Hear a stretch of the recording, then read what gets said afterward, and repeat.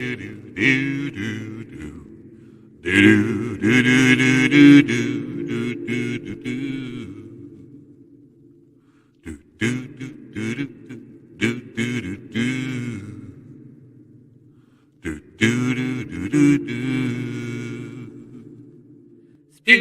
sex and candy, yeah. Hello, gorgeous beings, and welcome to Spiritual Sex and Candy. I am Heather, your Shamanic Sweetener, and this is JP Atkins, our Freedom Jedi. Hey, JP, what's going on? Everything. All good things, but a lot of good things Yeah, all at once. Yeah. what's going on? I got the bypass done, so I actually am mobile. The RV is moving. Yay. I'm actually back home, where I officially live, which gives me a lot more space and a lot less negative energy. So I'm super excited about that. But it was an adventure today. Today was an adventure. Yeah. It's 85 degrees, right? 86 degrees right now. And in Michigan, it's wet. It's like sticky. Everything's sticky. And my air conditioner decides that it doesn't like the work at all. It keeps blowing out the fuses, and it the plug that they want me to plug in at isn't grounded, so I had to switch out a plug. Like literally, it's been 100 different things, like little things, all manageable, all one time, kind of like, Just getting settled, all the things. And tomorrow, I got an offer. Someone might be doing my roof vents, so I might actually have to unplug and like pack everything again and go over there. And everything in me is like, can you just come here? ask if it's a possibility, Yeah, I mean, well, they can always say no. He Already there's reasons. did. No, yeah, there's reasons. I have neighbors. Gotcha. Fair enough. Yeah, I have a submissive that is going to be doing my roof vent for me. Nice. And yeah, look, all the things, all like I said, there's some really good things happening for me. Anytime you could get a half naked man or a naked man to do work for you, I mean, I'm down. I'm right there with you. Right, not a bad day. Right. So what's been going on with you? It's weird. I haven't talked to you very much because I've been on the road and all the, getting everything all situated and finalized. I literally haven't talked to you at all. What's been going on? I know. I have been really trying to get we're going to talk about it today. Get myself centered again. I still am struggling energetically since I've been in the hospital. So like that was 2 months, not 2 months ago, but just about, and so I had to like go back to, okay, what is different? What am I doing different? What things do I do that make me feel better? Because I know I've been here before. So like, what did I do last time to get out of this? So, and then of course I'm working on merch. Jeff's wearing our shirt. Go to our website, spiritualsexandcandy.com. We have a bunch of different merch. So I have some new merch that's going to be added to the store here in a couple days. I feel like we need a little saint and sinner. And I do what I want. I do whatever I want. Jeff and I did talk for a little while yesterday, and that was the theme of the conversation is we can do what we want. We can do whatever we want. That was yesterday, wasn't it? It was. But I mean, that was like the first time in, I don't know, 5 or 6 days. I mean, since the last podcast, I think spoken twice on the phone. I mean, we message every day. So, I mean, we have conversations, but yeah. It's just been crazy. I need to do our disclaimer. Yes. Because we're going to get started. And our disclaimer is this is 18 and over. If you've made it this far, let me just tell you, we're about sex, drugs, and rock and roll. We say fuck a lot, and we talk about all the motherfucking things. So, if you, and that goes both ways. We are spiritual sex and candy. We talk about the good, the bad, the ugly of healing. And so therefore we talk about sexual assault. We talk about everything. So, be prepared. And if you're not, stop now. if you're easily triggered, if you have children, yeah, it might not be the time to listen to this. Yeah, because we want to openly talk about our stories, things that we've experienced in our own lives, and that is, you know, all the motherfucking things. We have both. Yeah, I don't know how many times over the years. I mean, sometimes when I tell my story, it's surreal for me. I'm like, did that really, like, did all these things really happen in my life, like to me in my lifetime? And I always know that it's something that people like. I forget that people, not everyone lives the way that I do. And then they go, wow, your life is so interesting. Like, oh, is that what you call it? That's what they call that. Isn't it amazing? They call that interesting. Right. No. I guess. Yeah, so we're here to talk about it. And today is episode 8. Whew. We're getting momentum. I know. I'm loving this. I love this time. Thank each and every one of you for listening, coming and hanging out. We appreciate each and every one of you. We're going to talk about energy today. So we're going to do from Kundalini to crown, unleashing that inner fire through chakra work today. Ooh, this is my this is my passion right here. This is my deal. Yeah, big energy, baby. Big energy. And I've been working a lot with this. It's funny because I just switched over. For those who may not know what's been going on, I just got certified in tantric certifications and in tantric meditations and in Kundalini work and energy work. And it's been interesting because I've resisted it for a very long time. And part of that certification, although I am certified, I'm on an 8th month awakening thing. I don't even know what there's a word for it, and I'm looking right at it and I can't pronounce it. So you guys, pilgrimage. What people think of when they go and they get attuned to the energies, and if you do energy work, you understand. So when you're going through this process, even if you most people have heard of Reiki, we've talked about it a little bit on the show. Which I've been attuned to all the Reiki. I do not practice Reiki. I think it's amazing. It's a great conduit. Beautiful. It's energy work. Rock the fuck on.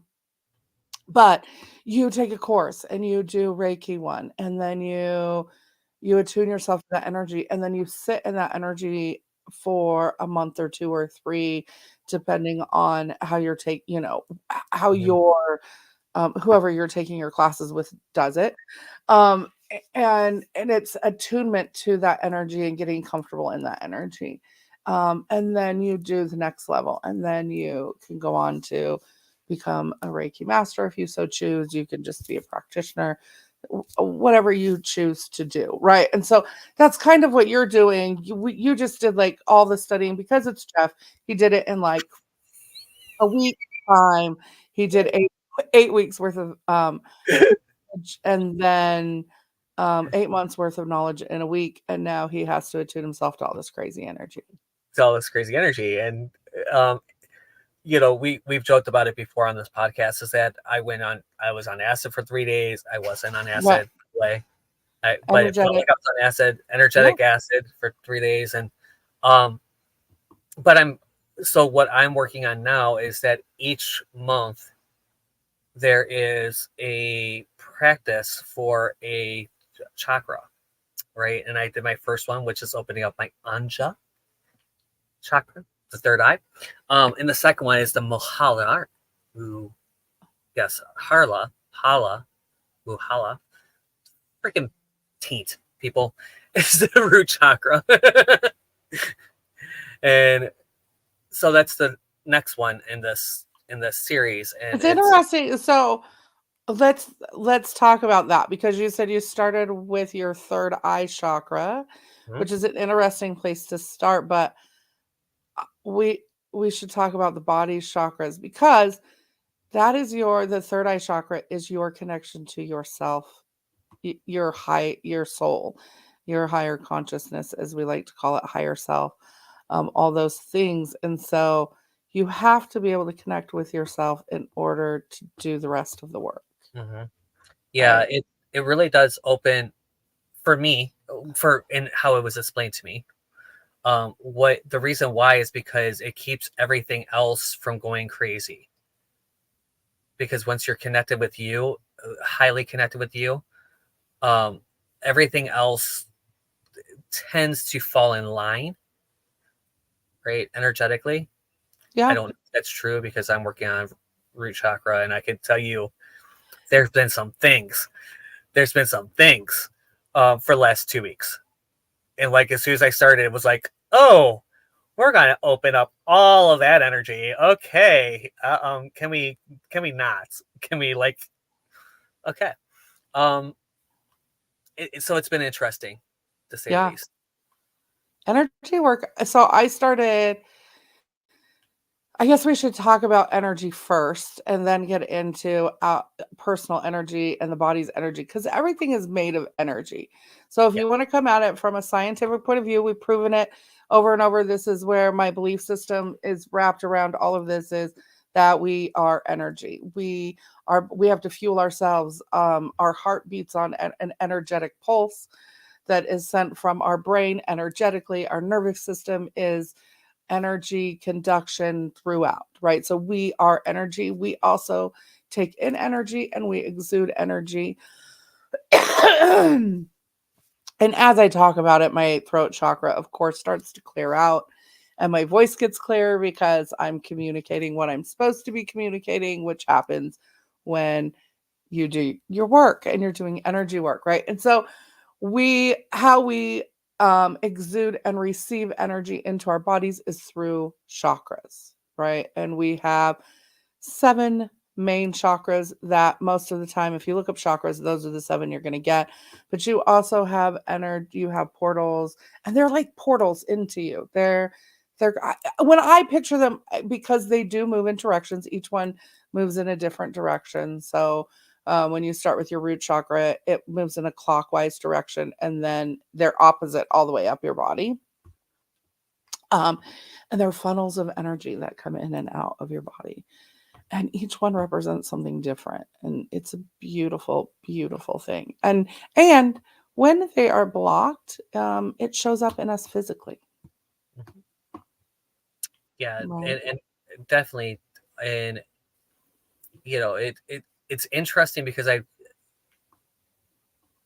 bring in the nadis and the how energy flows in the tantric. They've kind of gone in and like how it flows through the chakras and how it goes into and what in the and how they get knotted and how you break.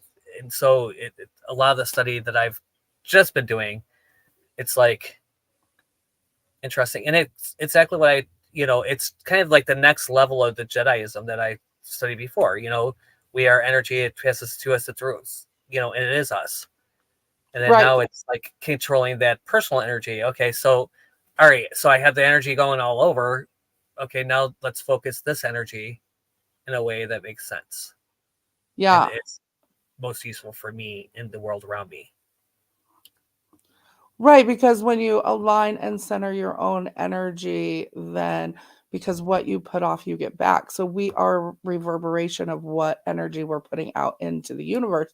So, um, you know, and I tell this to clients all the time. I talk about this on a regular basis. It's one of my go-tos. Remember, you know, you how someone is acting towards you is a reflection of what they're going through. That's their energy that they're giving off to you, right? And um how you react is what you're giving off, right? And so if you're negative all the time and you see all the negative things in your life all the time, that's all you're ever going to get, because you're going to reverberate that back, because that's what you notice. So when you start thinking of all the positive things and seeing all the positive things, then more positive things energetically come back to you. And the thing is that our life isn't set up that our culture isn't set up that way. No, not at all. Not at all. Well, no, And because our culture is based around fear. mhm. And fear is, so let's start with that. Our root chakra, our base chakra, it's the root chakra, base chakra, the Malahadra. See, I Yeah, haven't you been can either. around someone who speaks it correctly enough to say it correctly. Once I like, if I had someone to say them to me, we were just talking about this the other day, Yeah. you know. Um, right, which is at the base of the spine. Um, Jeff likes to say it's at the taint, which it kind of is. It's at the same. It is. And as soon as I heard that, I'm like, I Yeah, cannot stop. Like, it because I've is. always tried to locate it, and I'm like, no, that's where it is. Okay, that makes perfect sense. And now I can't stop.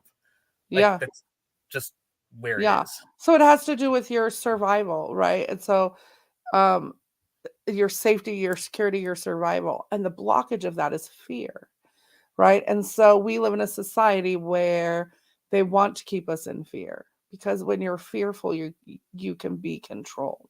When you are secure and safe and stable in who you are and energetically, and you're aligned in that, there's you don't have anything to fear, right? You let go of those fears, and you will still have fear, because instinctively as an animal you are, you know, but then you could say, is this a real fear or not? And you go back to that safe, secure place. Yeah, and the Right. issue is that we have our lizard brain, you know, doesn't recognize the difference between the fear of public speaking and the fear of getting eaten by a cougar. Right. Right. Yeah, our brain does not know the difference. Correct. So Yeah, which is where we're anxiety comes in, right? mhm. This is where people start to have anxiety and things like that. And when you start doing the energetic work and you get down to, what are you worried about? What are you fearful about? And it is usually comes down to the core of, at some point in their life, they just did not feel safe and stable and secure. And it usually was sometime when they were young, and it has continued throughout their life, and they've lived in survival mode. I know, because I lived in survival mode for years and years and years, Mhm. you know. Oh, definitely. And you know, even still, you Even know, still, I default to it. it's the default. It's Yeah. default to me. Like default is survive. Yeah. And you know, I talk all the time about the default life. Well, the default Yeah. life is stay just as it is and survive it. Because even if there was a big research done where they took everyone's problems and wrote it on a list and put it in a big pile, and people had to go in and like pick out problems. Like they had to have a certain number of them. Like I can't remember what it was, Right. and each person picked their problems back. Because everyone was having the same problems. No, no, it's because you will choose your problem. Um, Oh, I got you. I got you.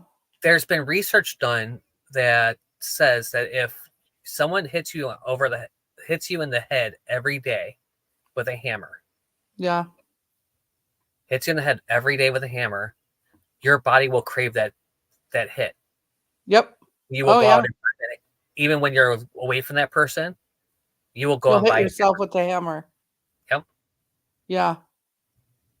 So Yeah, because it's not, yeah, because your body energetically, well, because also what happens is our brains are wired energetically, right? And when we have things happen in our life and traumas, stressors, everything, life in general, because no one has lived their life without a trauma. I'm sorry, it doesn't happen. If you say that your life, you have not had anything, trauma happen in your life, I challenge that, and rock on. If it hasn't affected you, amazing. You know what I mean? But right, right. Um, but they're probably not happy somewhere in their life because they don't want to admit that there's there's anything wrong, and that's okay too. But um it rewires your brain. And it creates new neurological pathways. But our brain is so powerful, and we are so powerful that we can rewire our brain um to think differently, and to create a new pattern. If we all do it. You go to work the same way every single day, and right, and then there's construction and you have to go a different way. Well, the first couple times you leave the house, you're going to go back that way, and you're going to go, that's a dead end because they're doing construction, right? And you have to turn around, and right, and pretty soon when you walk out, you consciously go, okay, I don't want to go that way because it's cut off, and you find a different way, right? And then pretty soon that becomes the normal way. It's the same thing, right? When you first start healing and changing your thought process and looking at things differently in your life, you start to rewire. And it is not all easy. Like, you have to consciously, there's been times even now where I have to stop myself and go, bitch, shut the fuck up.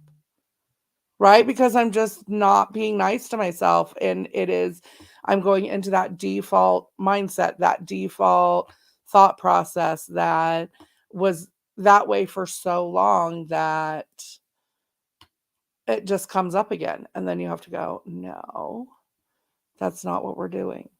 That is not today's. That is not. That We is don't do not. that no more. Yeah, we don't do that today. We one of the things with my journaling process in the evening journal, there's a free write. It's called Mind Free. And what now I'm getting blocked. Funny. And as you set a timer and you write whatever you need to write to get out of your head so you can go to sleep, right? So I tell people, and if you see all that's negative, just write at the bottom of that, and none of this is true. Mind you, if it's positive, none of this is true either, but we try to like the positive ones, right? Yeah. But yeah. It just, yeah, because you have to do the opposite side of that, right? Right. So the Kundalini energy starts in the base chakra, right? In the root chakra. That it's the coiled. Yes, it's the coiled serpent. Right, the coiled serpent. Yeah. This is where you see the pictures of the two serpents coming up, and see, I know some things. I've been doing energy work for a really long time, you guys. Yeah. So if you don't know, I started doing energy work when I was a teenager. I took polarity classes, shiatsu classes where you're like on the ground, working with the meridians of the body. So we have the chakras that come into the body, and then we have the meridians that run the energy through our body. So we have our stomach meridian, liver meridian, kidneys, all your heart meridian, all of those. That is why reflexology works, because the ends of those are the tops of your hands, or the top of your head, your hands, your feet. That's where reflexology works. So I've been a healer for a minute. I've done some energy for a minute. You've been doing this for a time or two. One of my favorite things that I learned in polarity, one of the things I do with people when they go, oh yeah, energy, okay, because it always happens. And I go, okay, put your hands up, right? So if you rub your hands together, this is always something fun you could do to connect with people, right? And then, because we give with one hand and we receive with the other. And if you put your hands up, and Jeff and I could probably feel each other from here, because we, I do energy work through the computer all the time. right? But so we did this with each other in class, right? And then the idea was to step back from each other and keep moving back across the room to see. Now, I can just shut it off and give you none at all. I can give it to you super, super strong. I can fill you with golden divine love and light. So if you're watching this, if you're open to it, just accept that beautiful, loving, divine energy as it fills every cell in your body. So we did this fun little practice in class, and I, of course, would shut it off and on to people who just thought that they were taking the class because they had to.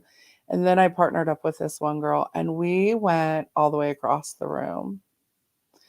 And the teacher was so excited. She was like, I love that you guys connected. And then we were able to add people behind us. And they connected into our energy. And so we ended up with a whole chain of people connected energetically clear across the room from each other. Isn't that beautiful?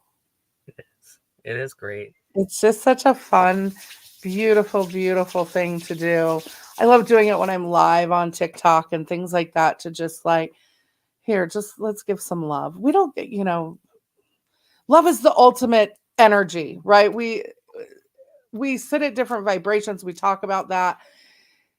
We've talked about that a little bit, but like it's like a spiral, right? And most people live at like neutral, and below that is fear, anger, right? And above that, it takes effort to live above the neutral line energetically. It takes work.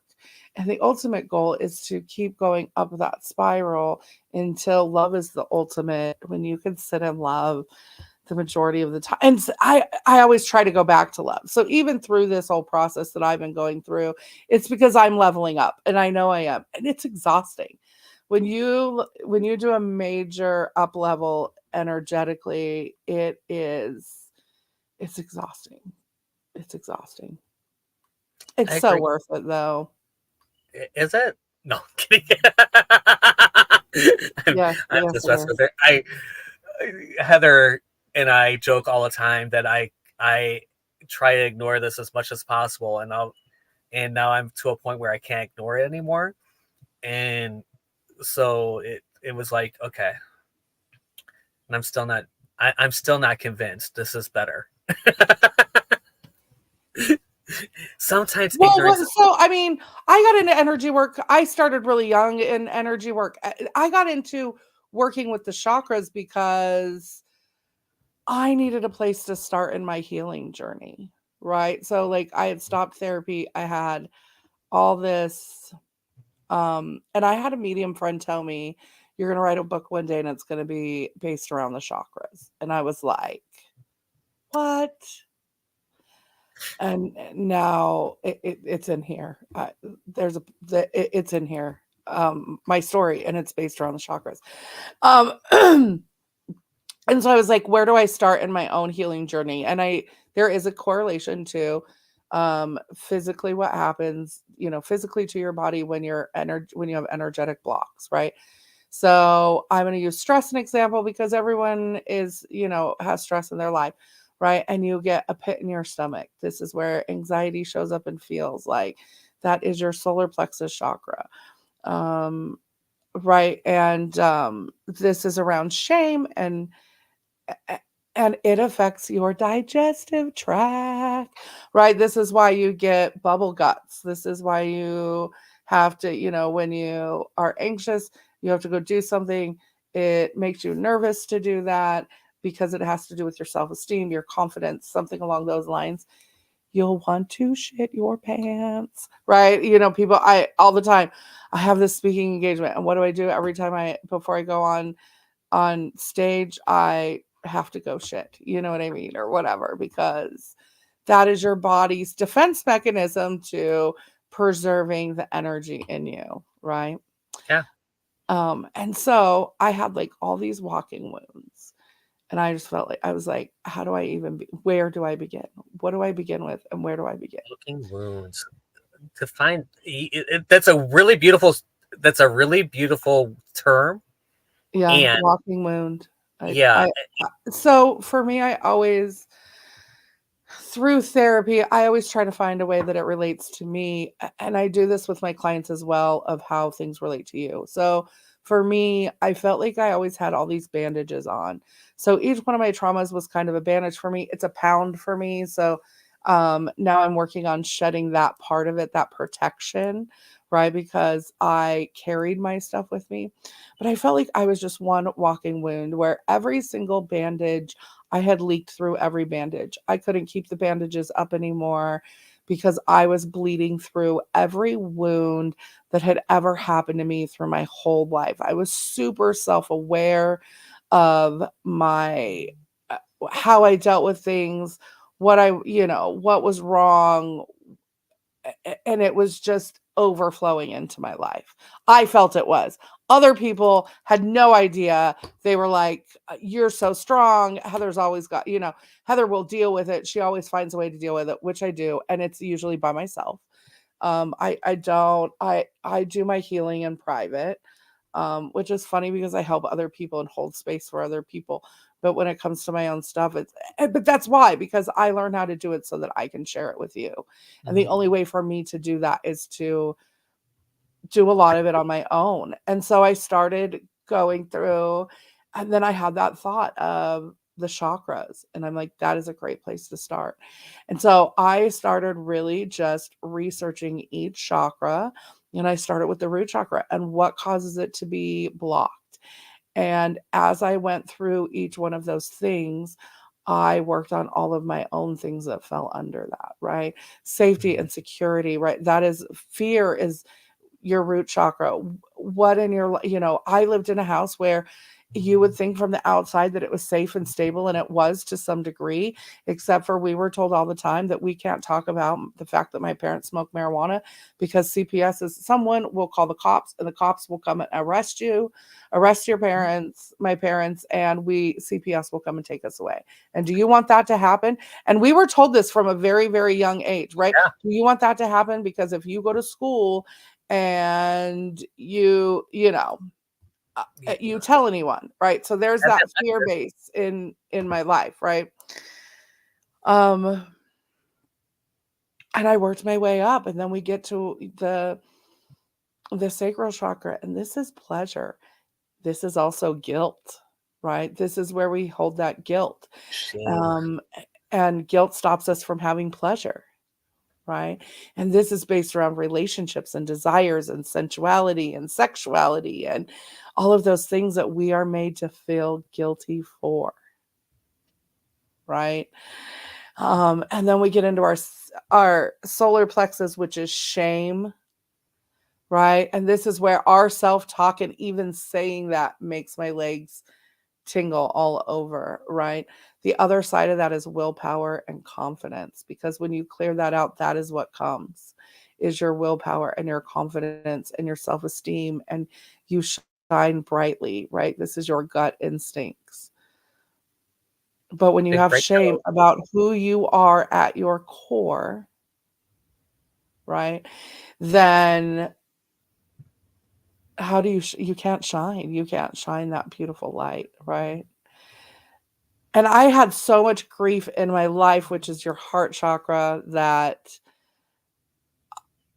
and love is the other side of that. But we are not taught in our society how to grieve or to grieve. We feel it's linear and that you have a time limit. We even have a whole list of what they are, right? The stages of grief. And you feel like you have to go through. What if you don't go through each stage? It's Hmm. okay, right? But we think we have I always felt I had a time limit. Something would happen and it would be upsetting, but I had this time limit of, this is an appropriate time, now move the fuck on and do your thing, What I right? love, one of the things I really love um in all the Jedi. So going back into my Jedi training now, um, my religious training, my comparative religion. One of the things I really loved is the Jewish sitting Shiva. Yes. Okay, Yeah. because you sit in the shit literally for 7 days. Just sit in it. You're not allowed to have a mirror. You're not looking at yourself. You're not looking at anybody. They cover everything. They're like, people bring you food. Like, you're not to do anything but sit in your shit for Yeah. 7 days. Yeah. Sit and Get the process. feelings. Sit in the feelings, Yeah. sit in the process, tell the good stories, tell the bad stories, tell it all to anyone that comes in, suck, Yeah. share, do all the stuff. Then after 7 days, you can start going back to your life. Not necessarily full back into your life, because obviously there's still going to be grief, but Yeah. grief doesn't go away, right? But No. you're in a space where you've processed enough that you're not an open wound when you go back into work, like I was when I went back after my brother died. I went back 2 days later because I was the only one that could do that job. I was in Right. a position where it was just me. And so my brother dies, and he died on Sunday. I went back to work on Tuesday because I had to. I took Monday off, and I got yelled at for it. Like, I was like insane. My brother died. Well, why do you have to be there? I just need some time to process, maybe, and then I went Yeah. in, had the most beautiful experience I've ever had in my life, proved everything I ever thought of. If you guys hear the story about the dragonflies, there's a reason why dragonflies are there. It's because my brother came back as one, because I asked him to. Yeah. Literally came back exactly as I asked him to. Still beautiful and amazing, and all of the things. I could say all the things. Yeah. But, not being able to grieve and not being able to have that time,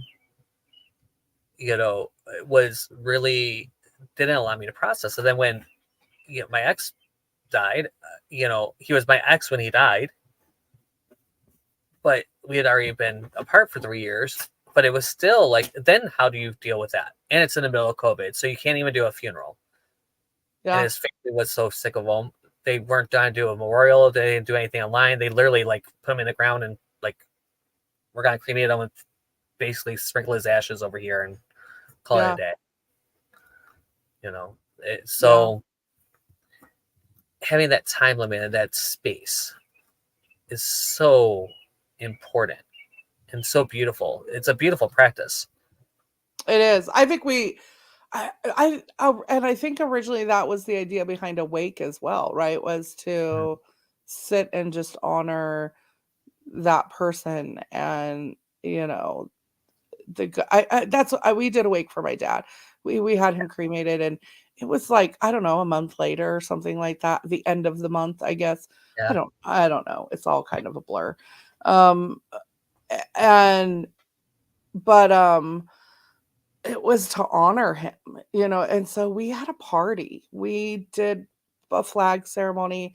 I had a very good friend of mine who um, plays the bagpipes, and he came and played Amazing Grace, which was my dad's like song. And this man, like, yeah, he was a good friend. I called him and said, I need you on this date to do this, and he like took the night off of work, and he's a public servant, and to take a Saturday night off of work to come do something like that, is a big deal. And he had, Yeah, it's amazing.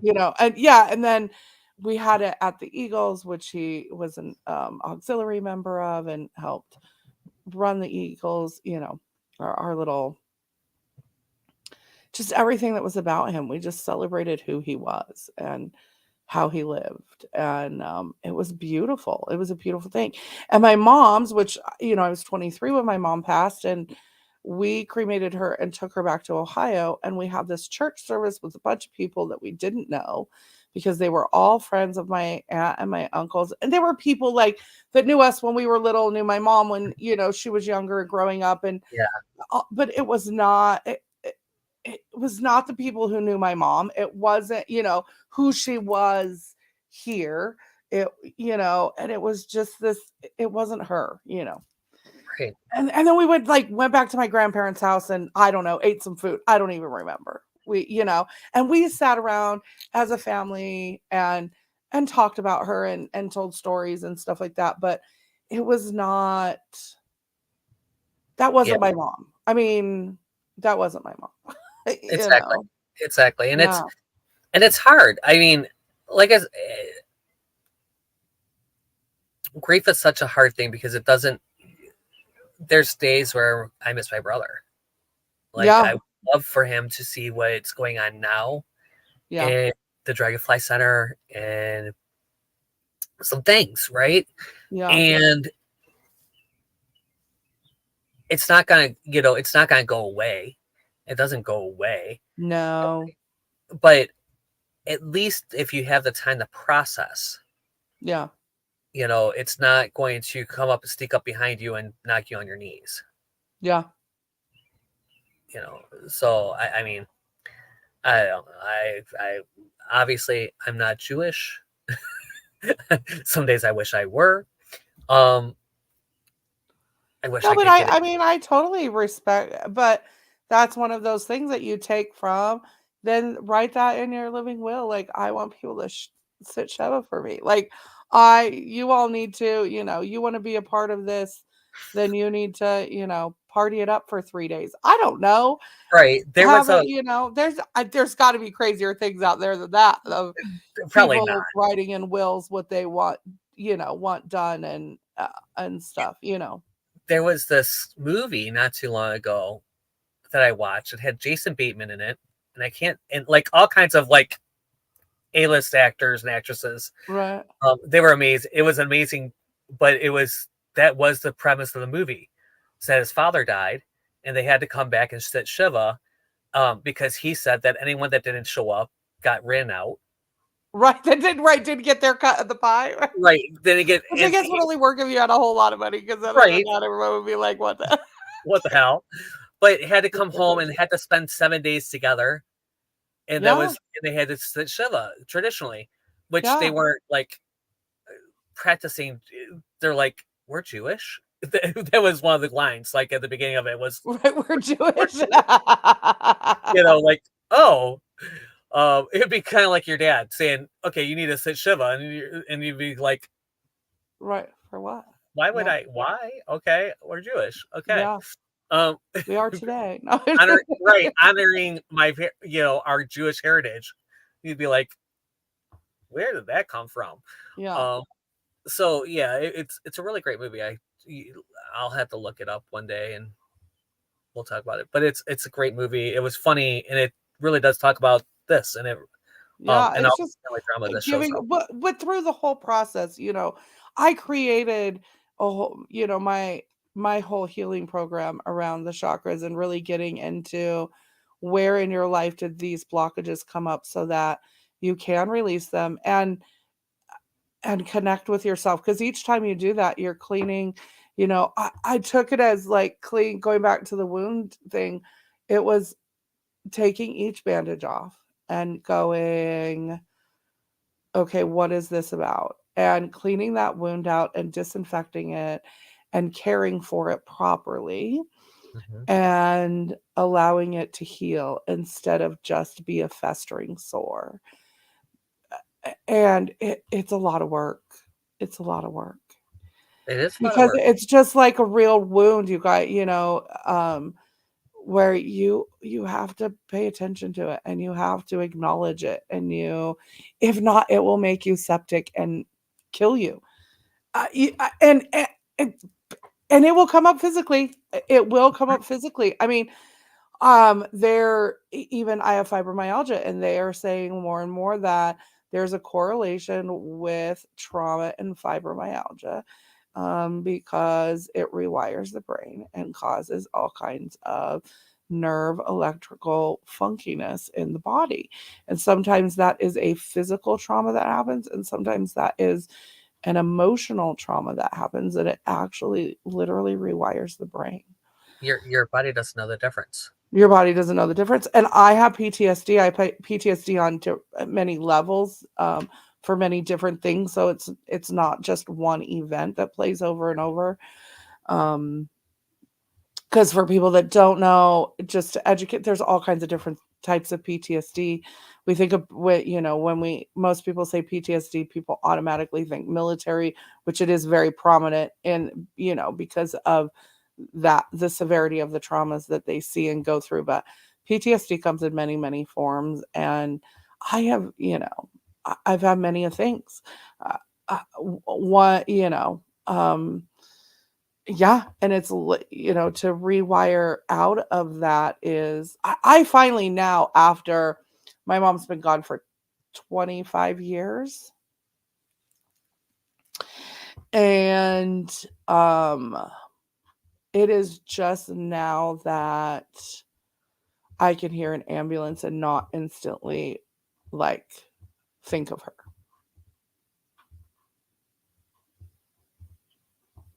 And when I was younger, it was really, really bad, but I went through each chakra and did the work on each one. And I still do. I still get out of alignment and have to go back and go, okay, what now is going on in that? Because, in that chakra, to realign it, what's blocking that? It's an ongoing thing, you guys. It's not oh, look, I've been doing my, healing work for 4 years now. And, which really I've been on this journey much longer than that. But in the past, 4 or 5 years has been the deep, huge leaps and bounds of. I think for me, it's been like I'm like you. I started studying and practicing, and you know what I mean, like understanding back 2010 or 2010, like really doing stuff before that, but I won't even consider anything before that.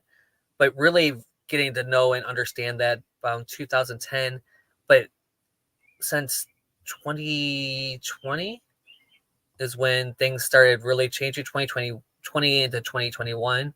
Yeah. 2020, I went on the road. I kept saying that I'm going to do a saltwater cleanse, and I did 30 days on the beach. I might be doing that again very, very, very, very, very soon. That might be where I end up in July. Is on the beach for a month or so. So it really is, what is it that you're trying to do, and what is it that you're trying to heal. I'll never forget, I was working with an energy person, and it was a 15-minute like quick call to see if you want to be a client kind of call. I can't remember what she called it, but didn't matter. But she was like, let me tap in and do something. And so I did. And she's really good energy worker. Again, someone that, but it was a 15-minute call. And she walked in, and the first thing she did was rip off the dating wound scan. So like something like big, huge, deep, like right there. I guess it was like right there in her face, like that she needed to talk about it. And what it did is it literally was like someone went in and took us like a big, huge like wound scab and like opened it up. And I'm like bleeding. And I'm like, and I talk about bleeding for 3 days. Like really, like I bled for 3 days, like, and called like 3 different people and was like, I need help. Like, I really need help. I'm like, I feel like I'm bleeding internally, and I know this is energy.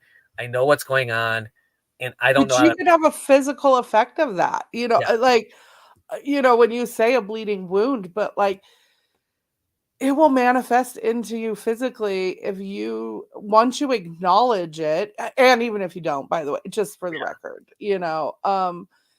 but because eventually your body will want you to work it out. And if you do not start doing the work, then that's when, it can do major damage and major things to your, when you think about that, if each one of your chakras is connected to different parts of you. So if you are having kidney issues and bladder issues, then you need to be working on your sacral chakra. What guilt are you carrying around with you? And it's about your reproductive system. And, your passion and your pleasure, again, those are all connected with each other. So is it, and sexual trauma, like that's where we instantly start with, like, have you had sexual trauma? And where, so I can tell you, for the most part, if you have a specific illness, I could probably pinpoint in your life where it is that, like, what do you need to work on, what chakra to start with, and where did that stem from. And I am so wicked accurate when it comes to that, I it makes people uncomfortable, and I'm okay with that. I have big energy, and I you know when you're as you rise through this process and you start doing your own work, and if you're listening to us, you have probably already started your journey, which is what has drawn you to us, and we appreciate that, because people find me the way that they're supposed to find me. They come to my lives and find me, that, if you come into my live, you're meant to hear a message from me. And I give, and there's some incredible messages that come across in that timeline. That's kind of how we met. Yeah. Literally, I don't know how we started, but I think it was I think it was in a Facebook group of, come learn how to create a sales funnel. I don't know. yeah, I but just say I'm just being an asshole about that, right, but it, it probably was. could, Because when I first started, I was really like, I'm going to be a wellness coach and a life coach, which but mine's a more spiritual based. Yeah. and you were talking to somebody that I think I probably know how it. You had the company I used to work for. I won't say who they were because you very much don't like them.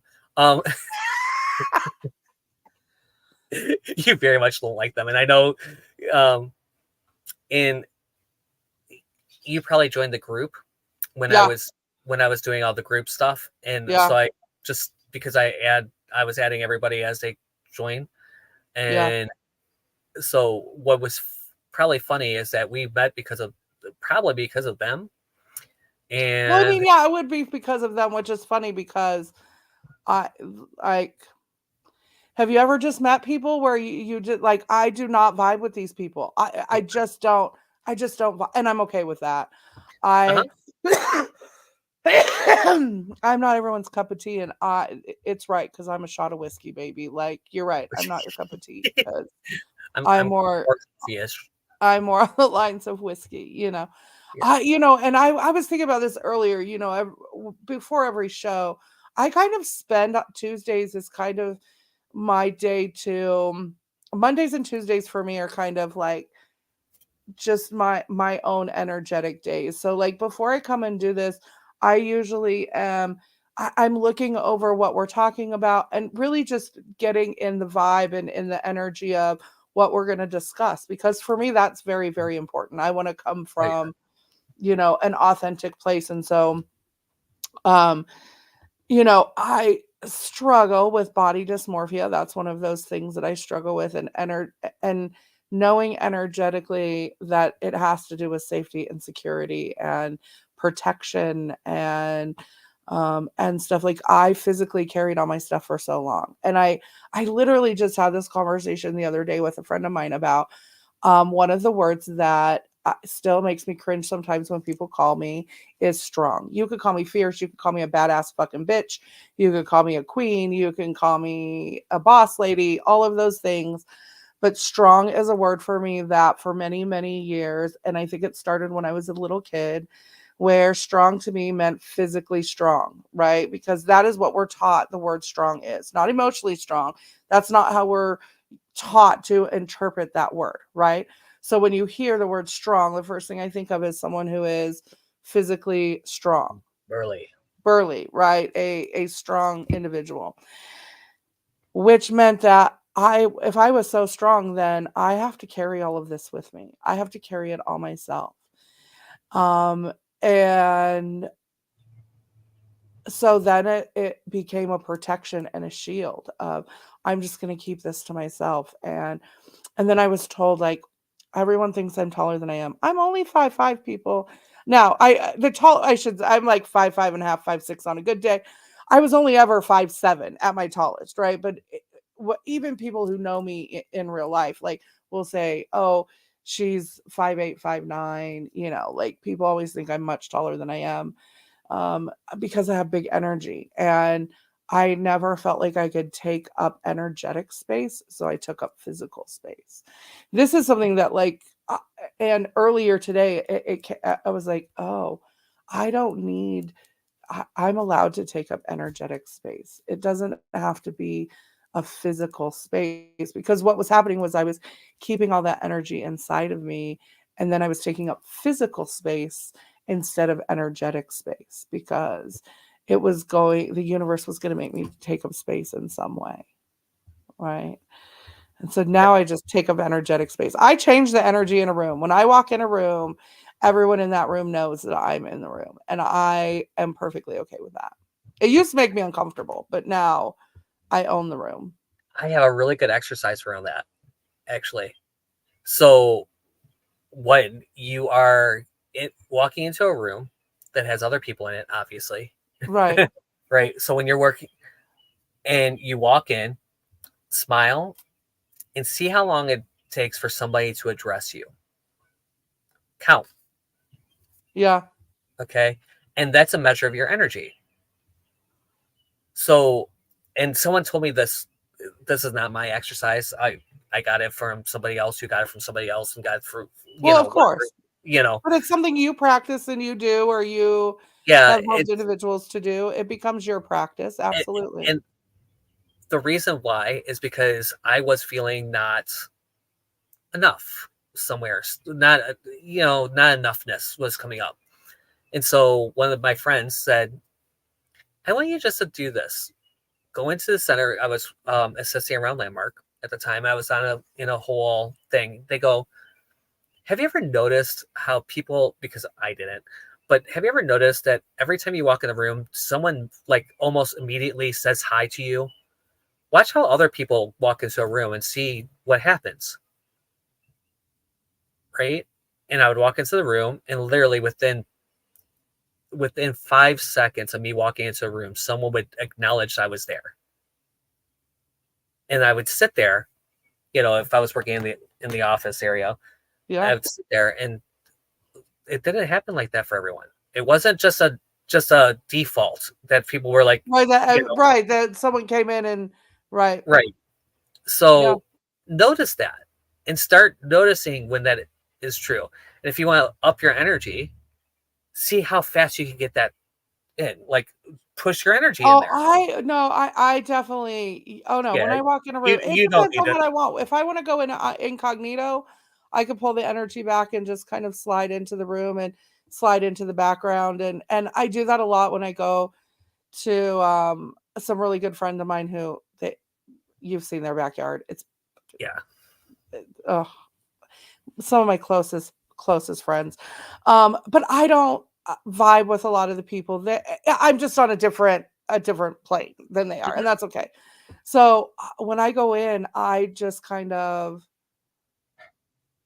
and my friend always has to, as soon as I get there, yell my name really loud, and and then explain to someone how I'm her, lifelong friend, and you need to know her. She's amazing, all the things.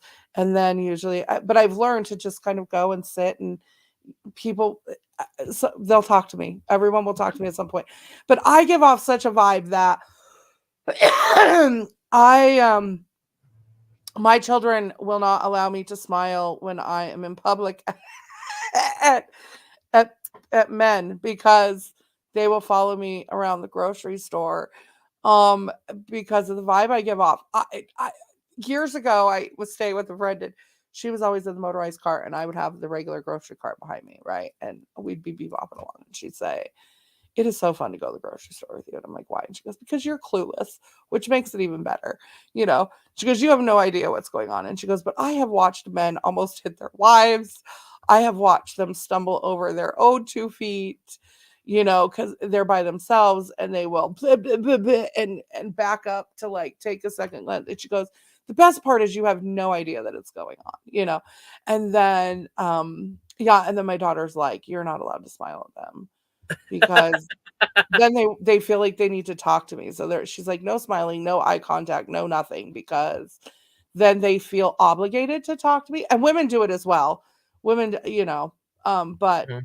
more men than women, where they just like kind of stumble over themselves and then It's crazy. All right, Heather. So, what do you have going on this week? oh I know goodness. it's that time. I'm I like, know it is. we could have a whole another conversation. We need to have a whole nother conversation because like I could go on for an hour about chakras. You Like know, you know what? Let's continue this conversation next week. I would, yeah, okay. Let's Let's do continue it. this conversation next week, because I do think we kind of it felt rushed, and I know that it wasn't, but it felt like that. And there's Yeah, it so felt much like this more hour that just like completely time is, warped. yeah, and we could definitely we could talk about Gundys. We could talk about there's all kinds of things that we can Yeah, sit there let's and talk do it. about. And where you're at, yeah, you got a good one. Oh, I do. Which is it's interesting because I have never pulled this card in this deck. I've had this deck. This is my sacred geometry, which I Oh, love. I want yes. the relationship ones. There's a relationship sacred geometry deck that like is on my short list.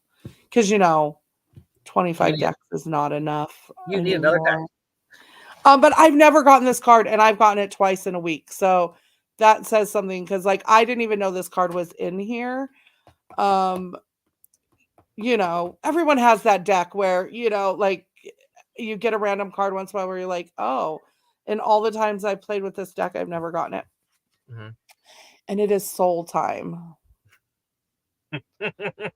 which I mean, how appropriate, beyond appropriate. And it is the frequency of soul time asks us to allow the possibility of a new reality to emerge. One that embraces the concept that while the corporal body is mortal, the soul is timeless, limitless, and infinite. I love it. I absolutely love it. Just a beautiful message to end on because we are infinite beings. Remember that our soul is in this physical body for a short amount of time, but when you leave this physical body, your soul and your energy becomes part of the universe and becomes part of the collective again. Hmm. You will be assimilated. Yeah. Mm. The funny thing is that as often what happens with us is that we pull the same card from two different things. Welcome to the High Priestess. Oh, yes, I am. So the High Priestess, when she shows up, it's all about going within. Um, when she appears on your path, it's time to go deep within, to sink your feet into your experience and to connect to what is true and meaningful in your life. You can take this card as a sign to step back and clear your space to get quiet, meditate, listen to the guidance that comes through you. Your intuition is strong just now, and you need to trust it. If you have found yourself confused by a situation and not sure what you should do, best course to take is listen to your heart. Your heart chakra. We didn't talk about how there's 3 different minds. We'll go there next week. Yeah. Um, I know sometimes things are just either black or white, and when this is the case, you may find yourself becoming confused and lost in your thoughts about what to do. Now, when that happens, you're being told that you have more wisdom inside you than you realize.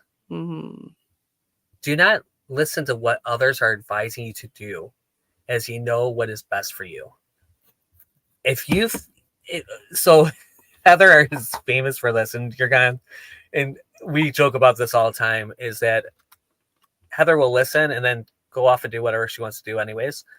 And that's just Heather, and it took me a long time to get used to that, like, because it was so contrary to what yeah, what was there. So, but really, that's it. And if there is ever a card that describes Heather, it would be the High Priestess. You know, go within, clear out the stuff. You know what to do. It's all good. Yeah. So It's all beautiful. It's true. You have to hold space for yourself and, love yourself unconditionally. You have to love yourself more than you love anyone else, period. That's a controversial thing. I know we're not taught to do that. We're taught to think of everyone else first. And I'm not talking about ego, and I'm not talking about being selfish. I'm talking about loving yourself unconditionally and loving yourself more than you love anyone else, because you teach people how to treat you. Yeah. Love that too. That thing that came up because as you said that, because I know as she said that, my inner bully messed with me, right? Even that, you have to love that too, because that's you too. Sometimes it happens. As much as you try. Yeah. And if you don't believe that, listen to Gandhi's life and how people he did some atrocious things in the middle of all the good he did. So because there's two sides to every, right. And there has to be. By the way, there has to be a positive, negative. That's energy. We'll talk about that next week. Go follow me on all my socials, Living Oracle Wellness, across the board. Go find me. I post some cool shit. Go check it out. I'm reworking. I'm creating a healing circle that we get into each chakra just a little bit, and we work on like your biggest fear. What's your biggest guilt? What are you truly ashamed of about yourself? And and we just go through a little bit of each bit to get you started and plant the seed so that you can grow the garden that is you. That is beautiful. That's beautiful. Yeah, I did not last week. The week before that, I did the tantric workshop. You can still get that through the Creators Club, which is my healing circle. I'm liking that. I'm not calling it a healing circle. I am not stealing that. It really is an accountability group that gets rid of your drama, gets rid of your excuses, and allows you to really understand who you are so that you get what you want. Because you don't call up a pizza place, as Heather is famous for saying. I have to say it because you say it wrong. You don't order a pizza and tell them what you don't want on it. Quit telling the universe all the things you don't want and start telling the universe all the things that you do. Mm-hmm. And understand that it might take work. You might have to do something. Yeah. Guess what? You will. You can't ask for $1 million and then not work to earn the $1 million. It doesn't work that way. Like $1 million isn't going to fall through the ceiling. You have to pay attention to the signs to make the $1 million. And not everyone's meant to be a millionaire. And the lotto winners still had to get off their ass and go play lottery. Right there. Yeah, they still did put energy into it. Yeah. I know. I tell my son that all the time. Yeah. He wants 20 different cars. And I'm like, well, go win the lotto so that I can go travel and you can have 20 cars. Yeah. But I could go travel first. Then you can get your 20 cars. Whatever's left over. Of course. How, you know what, Sushi Boy? Yeah, he would. He's going to get a sidecar. I know he's so funny. Anyway, thank you guys for coming and hanging out with us today. I love each and every one of you. Sending you all divine, healing, loving light. Have a great day. Oh, that's my cue. I have cues. Everyone here at the True Awesome Network asks you to please subscribe, like, comment, and spread awesome.